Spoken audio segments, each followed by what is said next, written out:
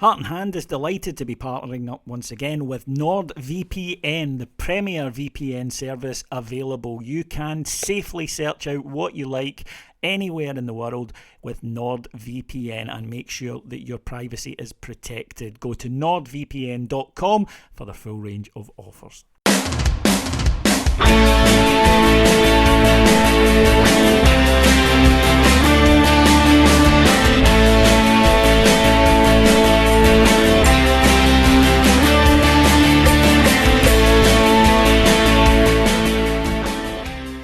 Hello everyone and welcome to Heart and Hand, the Rangers podcast. My name is David Edgar and I am your host as always as we kick off our 14th season covering the Gers here on Heart and Hand. Can you believe it? 14 years. But some things never change, especially Rangers' capacity to break your heart. And that is exactly what happened after a very promising summer. One game into the new season to remember why this game isn't always as easy as it's cracked up to be. Joining me to look back on what was a fairly wretched performance at Kilmarnock is, first of all, the wonderful sage of Saltcoats himself, Mr. Andy McGowan. Hello, David. Hello, listeners. One Delighted game. to be here. One. Couldn't even give us that. One. And straight back into it. And of course, Rangers got beat, so that means we've got to roll out Martyn Ramsey.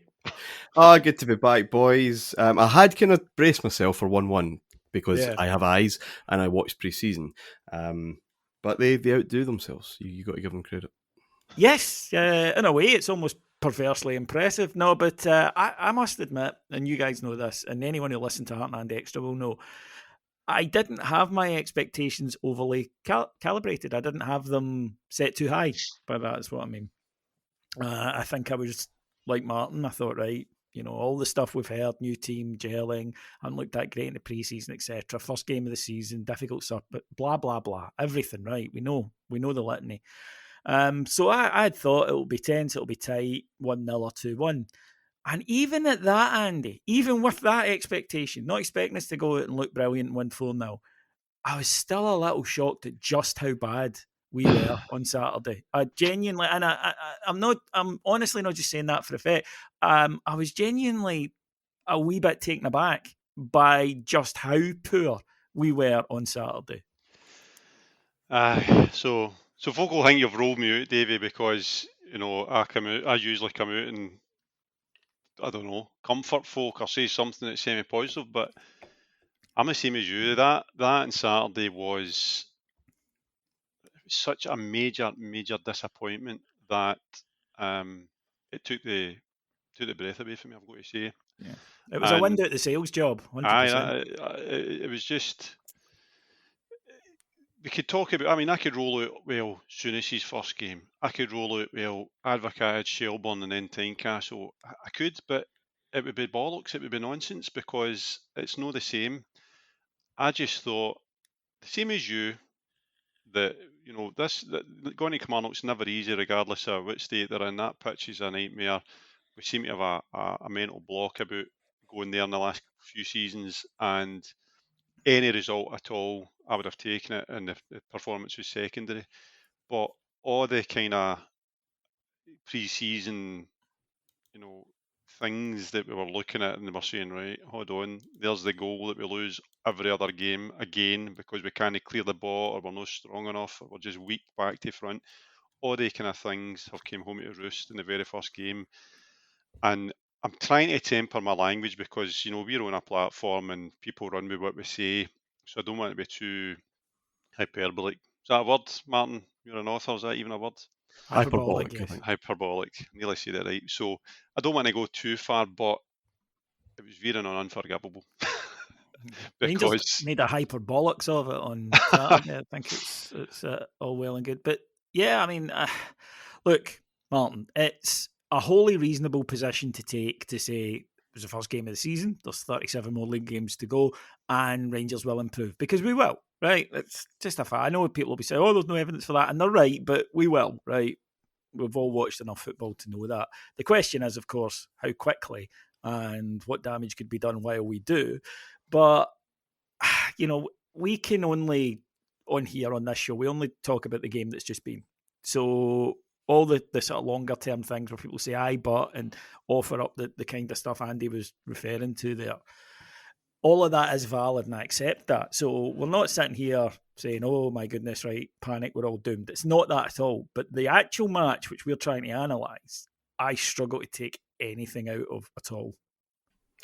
No, I think that's fair. And Andy's theoretical caveats and the ones you just mentioned are right. We've seen far better Rangers teams have dreadful starts. We've seen new Rangers signings who have gone on to be legends being told they're not good enough after the first game. We've all seen that, and it is early, and all of that's fine.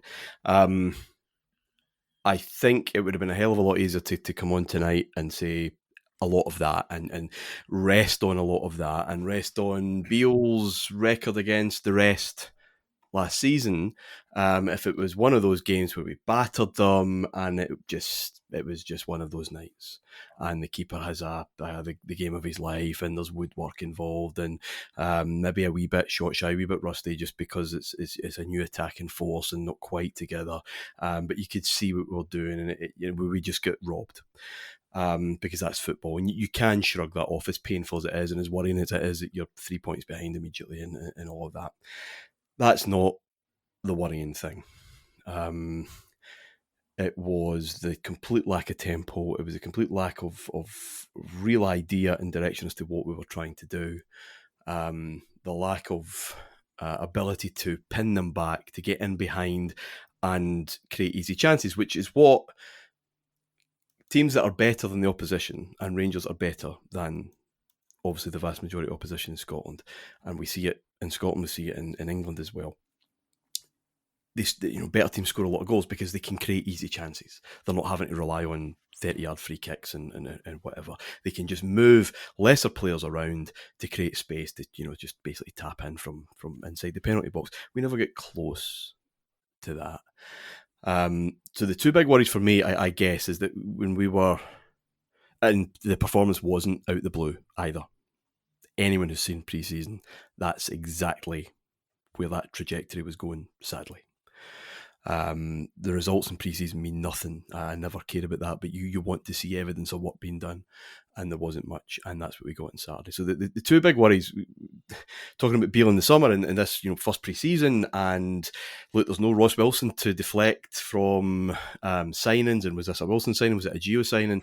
This guy's been backed, and these are his choices. He doesn't have a kind of middleman to go through and to maybe blame if signings don't work out. This is all on him. I think the discussion this summer was, right, he can do it against the rest. He's done that.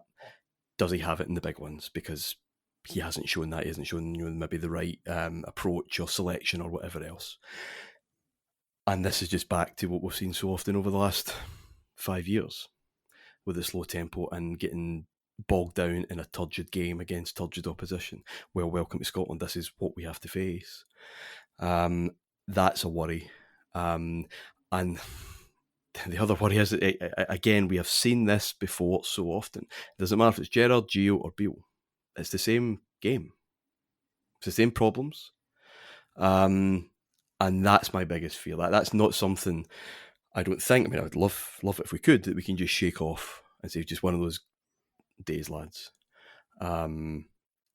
Something very drastically needs to change very quickly. And the other worry, sorry, just to throw this out, and of course I'm sure you're going to come to him, Davey. But I guess the heartbeat of that resurgence last season, Cantwell, is nowhere near it and isn't starting. And presume not starting for a reason. Why any manager would take out the best performing player just for lols or just because they want to tweak things around. Clearly something's not right there. He's not looked right in pre-season. And again, there's a history there with him falling out of love with a team or a game or whatever, or just maybe not being in the headspace to be consistently kind of dominant. And whether that's having to play in a slightly different position and whether that's not things, I don't know. But I'm really concerned that one of the few bright spots of last season, him and Raskin, appears to be just not at the races. And we cannot afford our better players not to be on it, interested on the bench. On that, the manager spoke about it after the match, Andy, and he said he just felt that it wasn't the type of game for Todd Cantwell in the first hour. Now, that concerns me because Martyn made a very good point there. We're going to play that game a lot this season, where we go and play teams who've got 10 men behind the ball and going man for man and trying to outdo us with work rate, etc. So the logical conclusion to that is, well, if he's not right for that, is he going to be right for when we go to Livy away or when we go to Ross County away in a couple of weeks, for example? So I don't necessarily really see the logic in that one. But I've got to be honest and think in general, Beale had a very bad Saturday. I thought he got the team wrong. I thought he didn't change it when he did. He changed like for like when it was quite clear that what we were doing wasn't working. And the setup, the tactical setup, as a layman, I struggled to see what it was supposed to be.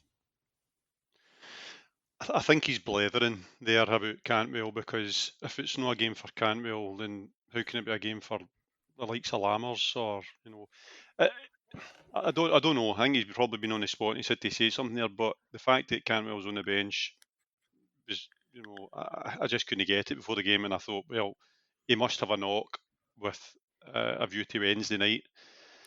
I don't think he has. Nobody's mentioned it. So there is already a bubbling issue there in that Sam Lammers is clearly his number 10. I thought he was lost on Saturday. I'm going to give him, you know, due kind of allowance to the fact that he's introduced to Scottish football in a plastic park against the McInnes football team, and, you know, put it down to he'll learn. But yeah, he's not the first. He's not the first guy to come from abroad. And certainly no. Yeah, exactly. But the point I was going to come to there, Davey, is that I think that there's going to come a point where who is your best number 10? And I know there'll be 60 games and opportunity to play more than one person, but Cantwell's your best number 10 as it stands just now, without question. And we need a result Wednesday, we needed a result on Sunday, and therefore for me, you can bleed Lammers into a team and you can play Cantwell just now, because everybody's using the word heartbeat. He's a heartbeat of our team, but he's dynamic and he set the tone for the second half of last season almost single-handedly, especially against Celtic, and that doesn't just happen for run-of-the-mill players. You need to be a special type of player to actually influence a full team, full squad, if you want to go that far. So yeah, everything you're saying is my thoughts exactly. I was really worried about, you know, things that we associate with Beale under Gerrard, patterns of play, the team knowing what they're meant to be doing and where everybody's meant to be, and it being a wee bit clockwork, and there's none of that. There's not even a hint of it, to be quite honest with you. But Andy, we saw that under Gerrard. We saw that game under Gerrard. This is nothing new.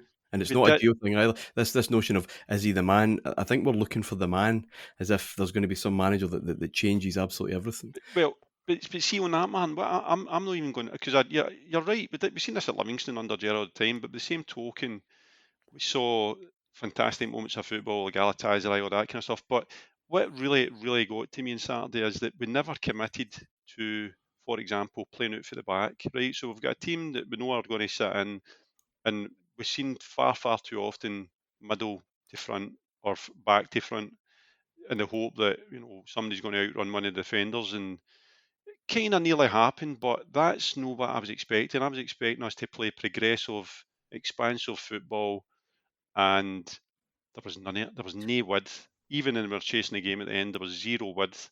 Tavernier's getting a ball, and by the way, Tavernier get maligned on Saturday for various reasons, but every time we got the ball, there was nobody in front of him at all. Well, committee's the word. Committee's the word Andy's used. Sorry, I'll come back to you on that one, but on that, I was actually going to ask you about this next, Martyn. So this system had no width, right? And by design, it looked like. So he's asking two fullbacks to bomb up and down the wing. Two ageing fullbacks who, with all due respect to both, are not what they were in 2020. They're both over 30 now. Now, they still have attributes, of course, but I think if you're expecting to get from them what you got 4 years ago, I'm not sure they can do that. No, they can't. And also, even if they could, you need movement in the front 3 or 4. to give them options, to give them the confidence that, all right, I can go further with the ball, and I'm going to see some intelligence, I'm going to see some sharpness of mind and foot, that I will have space to cut this back or play a ball from the final third at some point. We hardly saw that on Saturday. The balls from both fullbacks tended to be deep, which meant they were getting rid of it early, because it was hopeful. It was so often just a hit and hope, which a Derek McInnes team will eat up all day. But the movement in the front 3 and 4 was criminal. So all of this combined does not make for a happy Saturday. The need for Lundstram and Raskin in any domestic game, bar the obvious, or a Lundstram and Raskin, if you want to be a wee bit more general, is a tired argument, but still looking for the caution, looking for the security, which hampers that fluidity that Andy and the rest of us kind of hoped and expected. We go back to that word that Andy used in terms of playing for the back, weren't committed to it. And this, I'm sorry to labour this point, and I know, I am going to be a Rangers dad soon, so I can use this. But, what's wrong with that? They aren't committed to doing what maybe they talk about, maybe they work on when it comes to it. This is an awkward game. It has a mythology, and the more we talk about this plastic pitch, the more it turns into 100%. lava. I'm fed up. Yeah, I think we built it's it. I've bullshit, said that under Gerrard. It is bullshit. We've said this so often. Sometimes we make out going to Aberdeen or Kilmarnock as like an away tie in Europe, and we've got to get over ourselves. And by doing so, the managers respond. Gerrard plenty of times at Pittodrie certainly, and Kilmarnock, playing the game that they want. Thinking too much, we need to do this, we need to cover for that, we need to be aware of that. And I've said this before, and I'm getting in a bit of trouble for it, but we're not back yet. We're not back to being Rangers yet, who will turn up and say, we're going to play this way, and that's that. Who cares? Who cares about Kilmarnock? Who cares about the pitch? Who cares about Derek McInnes? We're the boys in this country, and we will do our thing. And that 9 times out of 10 will be enough. It's complete trust and belief, and to use Andy's word, commitment in what we're doing. There's too much second guessing, and again, this has been a consistent part from all 3 managers who took on that responsibility, take on the blame at the moment. But the club as a whole does not have its swagger back, does not feel able, not all the time, because clearly we've dismissed teams with ease, especially at Ibrox. Where we couldn't before. So it's coming back, but I just mean in every single game outside of Old Firm games, which have their own personality, we are not going there and just, lads, it's Aberdeen, lads, it's Kelly, who cares? And that, I think, breeds a bit of conservatism and a bit of edge and a bit of nerves, and that's why, on occasion, you see this limp, insipid, tense performance, because no one, you're talking about breaking lines and doing the kind of progressive attacking foot, that takes risk. It has to take risk, and there's the mentality around the club just isn't quite there yet, where they feel completely infused with that belief that they can just go and do it. Raskin, the only one who, certainly more as the second half progressed, tried to take the ball from deep and just move it forward himself, but again, movement not clever enough. And if it's not clever enough, that kind of defence will just negate all that. You have to take risks, and I just don't think, as a club, on and off the park, we're just there yet that we're happy with risk. Risk's the big issue for me. Well, on that, I'm sure a lot of people will have seen online an incident with a throw-in where Lundstram has the ball. Rather than take a quick throw-in, he waits until Tavernier arrives, and then he takes the throw, and within 2 passes, it's back with Jack Butland. And a lot of people were having to go at Tavernier for that. Oh, he's got to take everything. It's not that. If you look at the other side, it's always Barisic. They do the exact same thing with Barisic. If you watch the EPL this weekend, you will see teams do this a lot. They will wait and give the ball to their right, their fullback, and he will take the throw.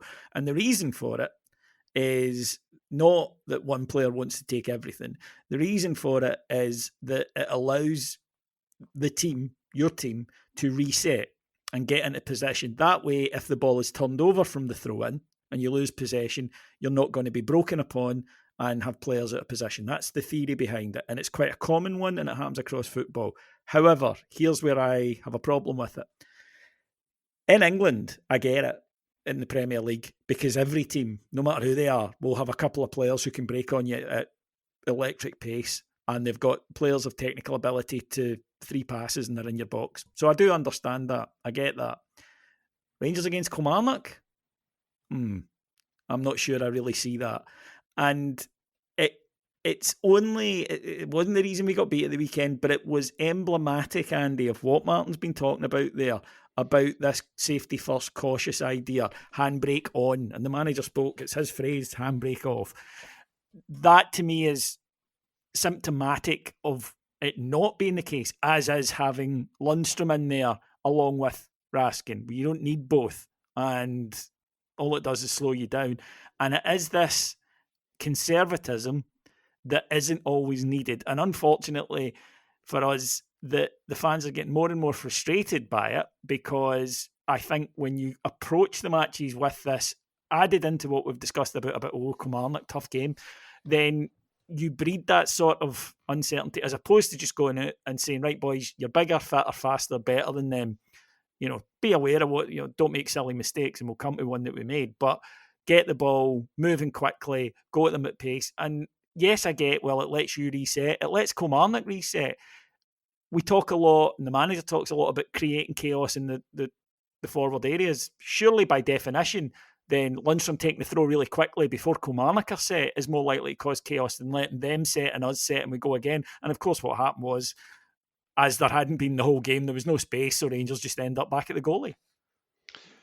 Aye, but talking about this instance, you're unpacking a lot of things, because the actual instance, for a second, if it's the one I recall, then Lundstram could have threw the ball to Sima, who was doing the line easily, and he would have really, really needed to make a total and complete arse of it to have lost possession and put us under any pressure whatsoever, because it was doing in their corner, right?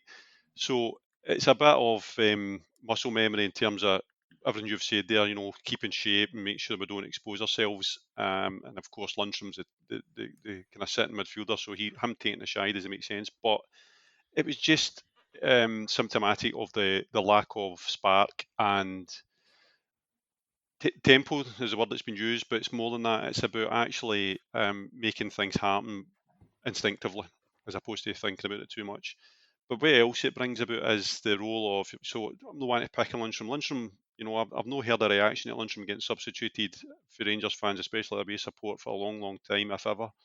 And the question is about him and Raskin. Raskin, for me, and this is only my opinion, is not a 6. He is not a pivot. He is a forward attacking midfielder. The reason I say that is because I think that's where you get most out of him, but also because those kind of riskier passes you were talking about earlier on, Martyn, where you break lines or try to break lines, he does that, and he does give the ball a wee bit more than your typical number 6 should. So Lundstram was in that team, and I don't think we can understate the influence he had on the way we played, because at times, or most of the time, he's almost in line with centre halves, if not a yard or two in front of them, which is far, far too deep. And he's an easy option. Now, that's his job. I'm not really blaming him for that.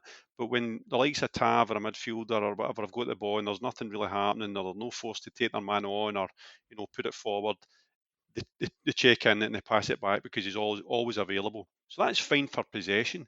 But the first half, at half time, I'm sitting there and I'm like, another half wasted. How many times have we got to see this where the tempo drops so often and goals and another centre half, in this case Suter, have got the lion's share of the ball? It just seemed to pass us by without any urgency. And I think the fact that, as you say, Lundstram's there and adds to the options to pass it back the way and keep possession for possession's sake, and this forlorn hope that all of a sudden Kilmarnock are going to come out. They're not going to come out. You don't need to try and draw them out. They're just going to sit there. You can plant a bomb. Quite happy. They're just going to sit there and you can knock that ball about there all day. So it's actually bonkers to think that, we'll draw this mob out. You've got to go for their jugular. You've got to drive at them. We've seen it once with Dowell, where we go to the kind of in their box and need a shot and they get kind of smothered. But we needed stuff like Raskin's forward run, direct at the heart of their centres halves, just cutting through them. There was not enough people willing to do that. We weren't getting to the byline enough as well, and that's because we weren't getting forward enough. We get one cut back, I think, that was worthy of note, which was Seema in the second half. Remember, if it went across the front of the goal and maybe they'd read it. So from that shy, you can unpack a lot of stuff there, and I think he comes back to basically Beale's formation and his selection. Yeah, I can't disagree with that. And there's obviously a lot of focus on the new players and how they did at the weekend. But I do tend, rightly or wrongly, to go first game, I'll cut them some slack. I think that we need to see something from a few of them very quickly.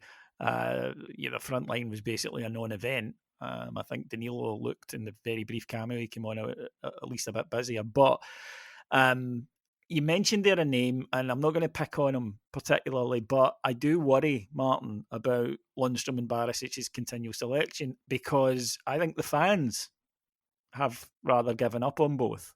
And I think that they're seen, rightly or wrongly, again, I would veer towards the former rather than the latter on that one, but still, they're seen as two of the reasons that we do slow down the game, because of what Andy just discussed there, and because Barisic has, I now think, defaulted to this safety first thing, where it's almost automatic. There was again a clip that I thought was very instructive in one of the pre-seasons, where in the first minute he gets the ball, he runs up to the halfway line and for no reason stops and turns back. And I think it's just become his default, because, well, I'm not going to do anything wrong when I do that. I just think it's tough at Rangers when you've got players like that playing, because they become lightning rods for the support. And as Andy said, there was a reaction to Lundstram going off that wasn't positive. And from a simple point of view, from a management point of view, I sometimes think you're not doing the players any favours either. I think you'd be better off just saying, look, I'm going to go with other people in this role at the moment. Yeah, you can maybe bleed them in later in the season when the team's playing well and everyone's settled. But right now, I think that they become conduits for criticism, and I don't think that criticism is entirely unfair. It's not, and it's not just about Saturday. Obviously, it's a long-running theme. Yeah, that's the thing, and I would also, because they've been there a while, and I'm talking to all the players that weren't making their debut at the weekend.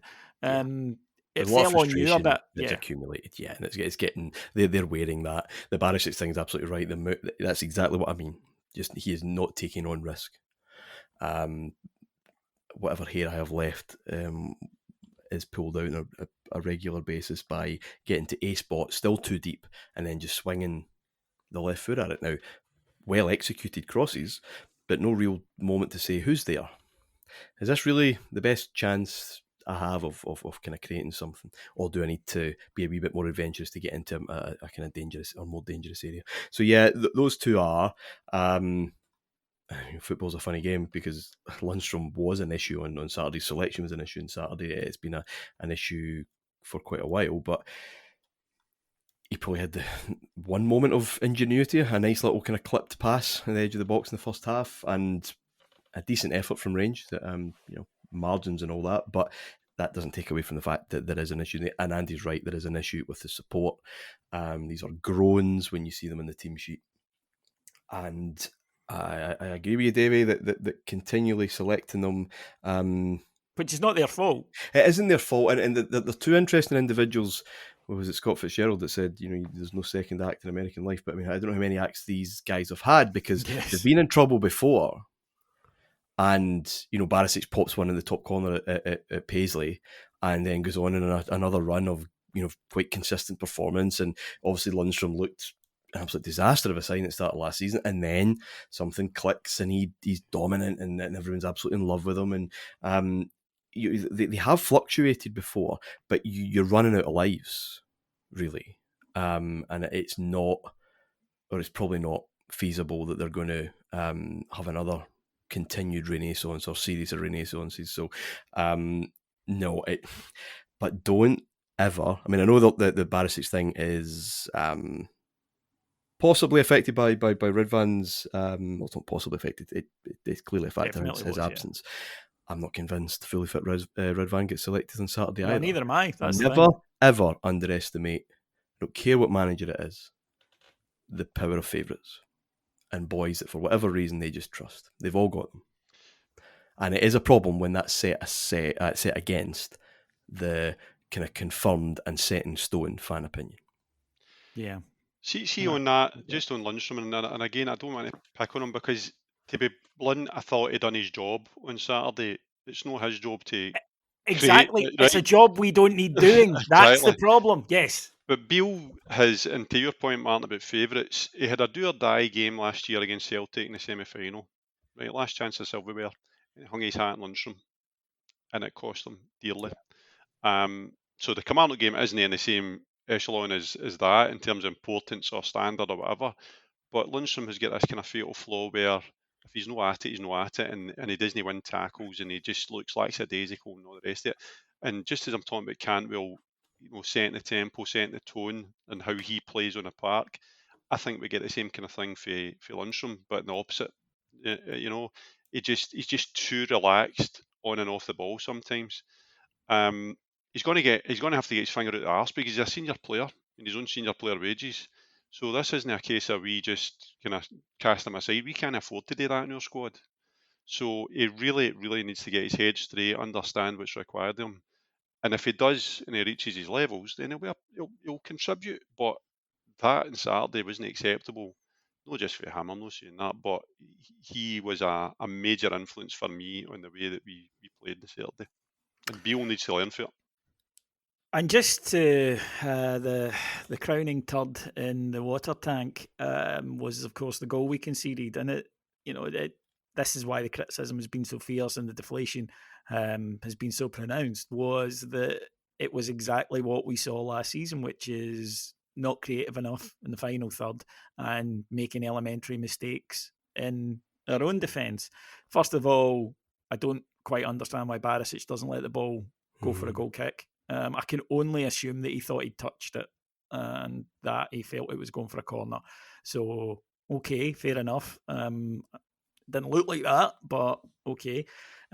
He plays it for a throw-in. And from the throw-in, Rangers have 9 players in the box at this point. It drops in between Suter's feet and he doesn't react. It's a goal. Now, our good friend and fellow podder Adam said at the weekend, I thought the defence was good, bar the goal. I'm getting fed up with the phrase bar the goal because I don't care if you're good for 8-9 minutes, but there's one guaranteed fuck up that costs a goal. That's not good enough. Yeah. That's not... When a team has done very little against you in an attacking sense and you give them a goal, and the goal then acts as a fillip to them, energises the whole place, energises their players, and that's exactly what we saw at the weekend. Deal with that. Rangers might just go on and snatch it. Don't deal with it, and then it became virtually impossible. Certainly to get the 3 points, although in the end we don't even get the win. But see, if you're a McInnes team though, Davey, or a team like that, and you're going to be stodgy and you're going to absolutely sit and don't give Rangers any space because, again, how willing are they to kind of commit and create what going forward? There's just now a knowledge that they'll give you a nonsense. They can be as solid as possible. Now, I think the three of us may have been solid given Kilmarnock's attacking threat on Saturday, to be fair. But they didn't look troubled, but they always will produce comedy. Someone, somewhere, will set themselves on fire. It will happen, and it has happened all too often. And a lot of talk, Goldson comes back, that fixes it. Goldson's been involved in those shambles last season. He was at Hampden. So it's concentration or confidence.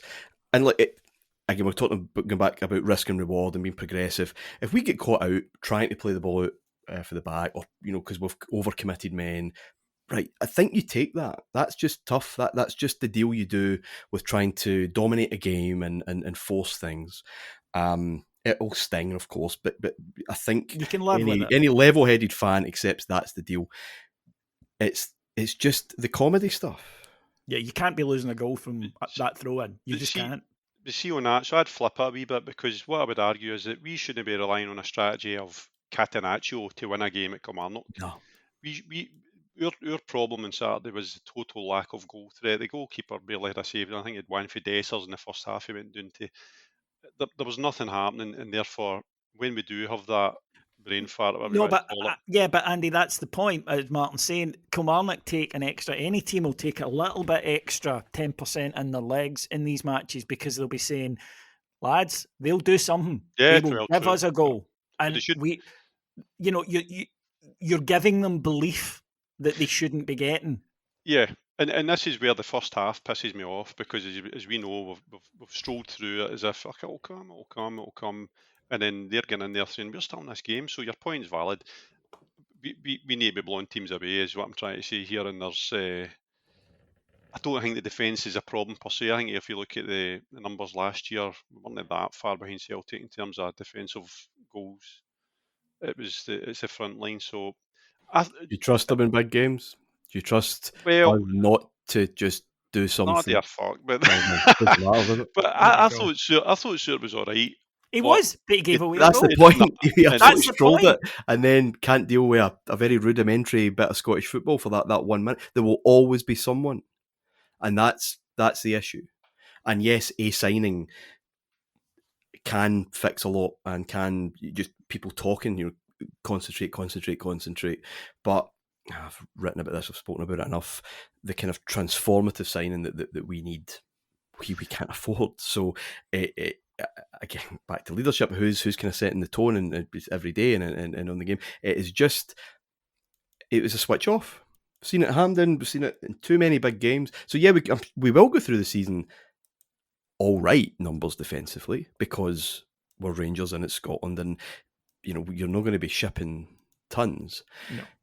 But in the decisive moments, and especially as the clock ticks on and it's still 0-0, Andy, do you have confidence that we will see out a Florence kind of thing where Rangers could have played for 30 more minutes because they were so secure that they will deal with anything that comes in?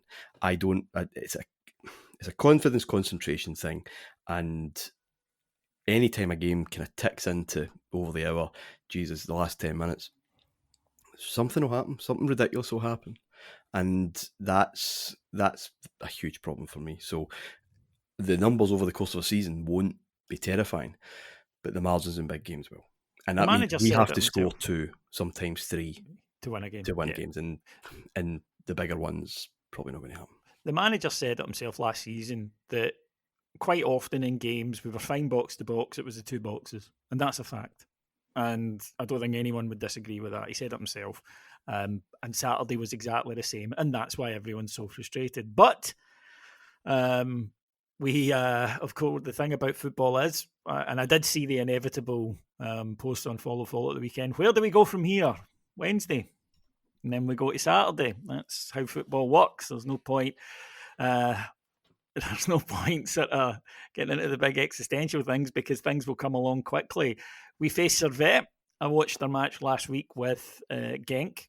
I think we were all a little surprised that it was them who came through, particularly as they went down to 10 men after 5 minutes. Now, that tells me that they're resilient because to go behind twice in Belgium against a very good side and then not lose, get through to the end, and they were comfortable. They broke Genk mentally, as the penalty shootout showed when Genk were horrendous, just dreadful penalties.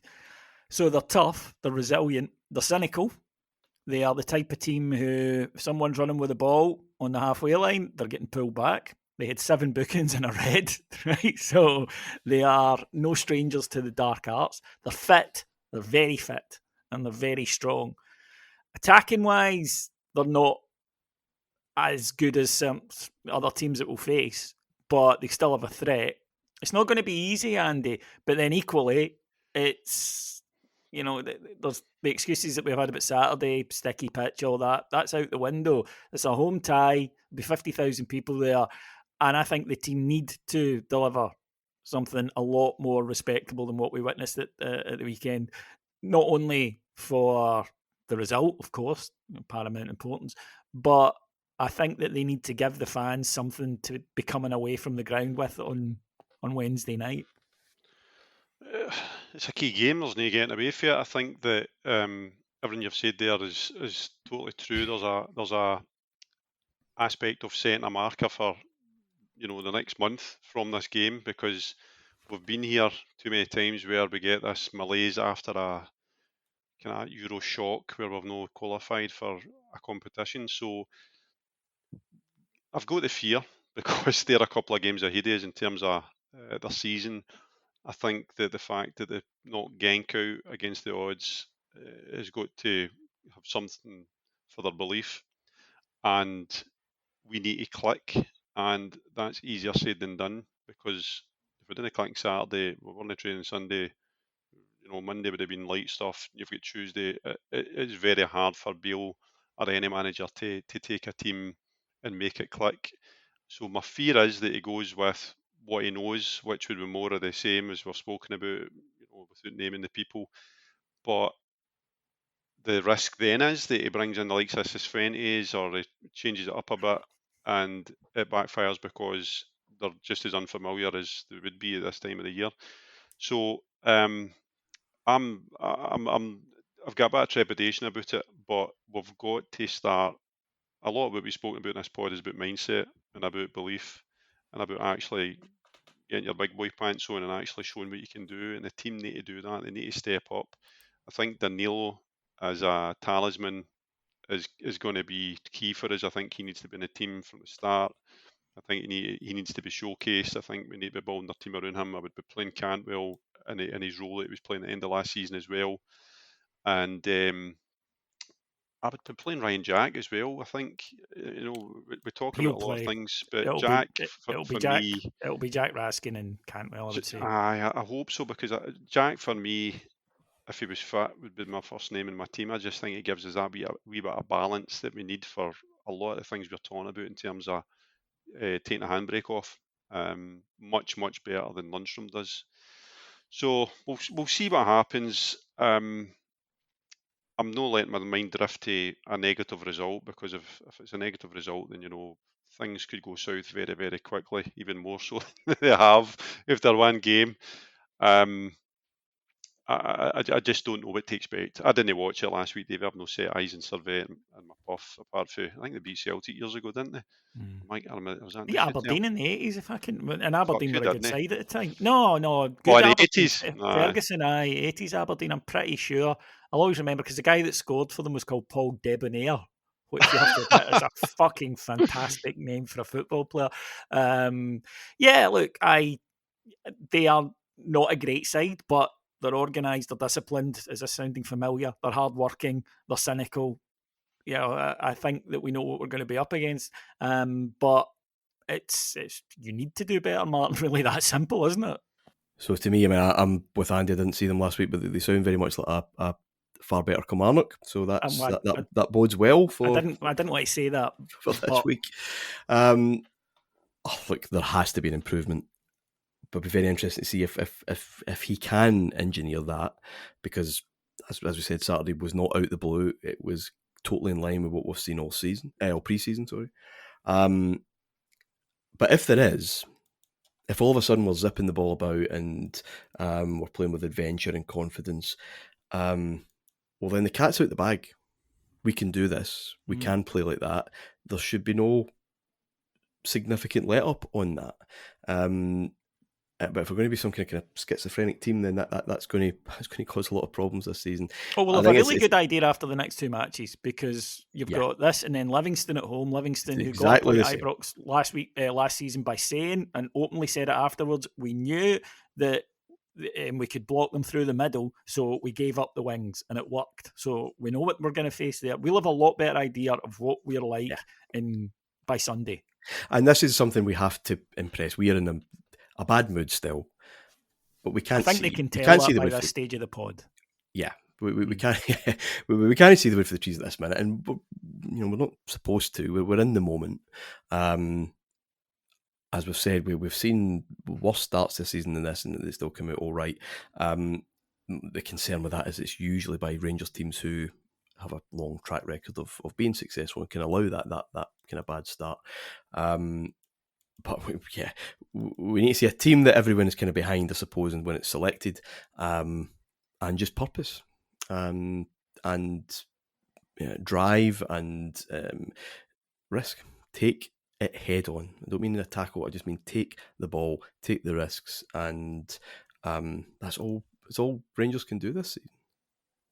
Totally agree. Right, folks, that will do us for the first Heart and Hand of the new season. We do expect to get better, don't get me wrong. And I'm pretty sure that by the end of the season, we will be in a lot better position. But as Martyn said, we're still in a bad mood, and that will reflect it. But I would love, when Cammie's back on Heart and Hand on Thursday, that we have gone a full 180 and we're all raving about what we witnessed on Wednesday night at Ibrox. My thanks to our producers in London, Mike Lee and Paul Myers. My thanks to my two guests. First of all, Andy McGowan. Thanks for having me on. I'm delighted I could cheer everybody up. And the man who always cheers people up, Martyn Ramsey. Oh yeah, I'm notorious for that. Yeah, good to be on, David. Good to be back. I do mean that. I wish we're talking about something a wee bit cheerier, but yeah. It'll come. If you want to catch all the coverage over on Heart and Hand, you can do so by taking advantage of a free trial. If you sign up, then you won't be charged for a week, and if you like it, you can stay, or you could forget to cancel. Either way, makes no difference to us. The numbers go up. But I'm just kidding. You will like it. So go to www.patreon.com/Heart and Hand. Right, that'll do me. I will be back here next Monday. Until then, have a fantastic week. Take care, everybody. Bye-bye.